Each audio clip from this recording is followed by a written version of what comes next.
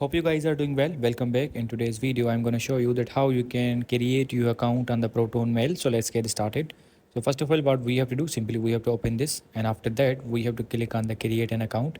And after this, as you can see, we have to provide the username here. And now simply we have to click on this next. So as you can see, after clicking on the next, we have to provide the password here. So as you can see, I have provided this password, and then I'm gonna click on this next option. So let's click on the next. And now we have to provide the email or the phone number. So I'm gonna provide my recovery email.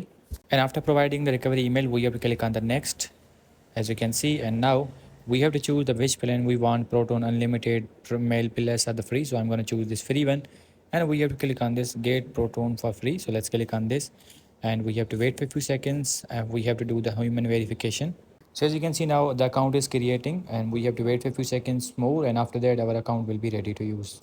So as you can see, now our account is created. So now simply we have to click on this start using Proton Mail, and after that everything is done. So as you can see, now everything is fine. Now you can use this. I'm going to click on the escape. So in this way you can create your account on the Proton Mail. I hope you guys understand this video. So see you in the next video.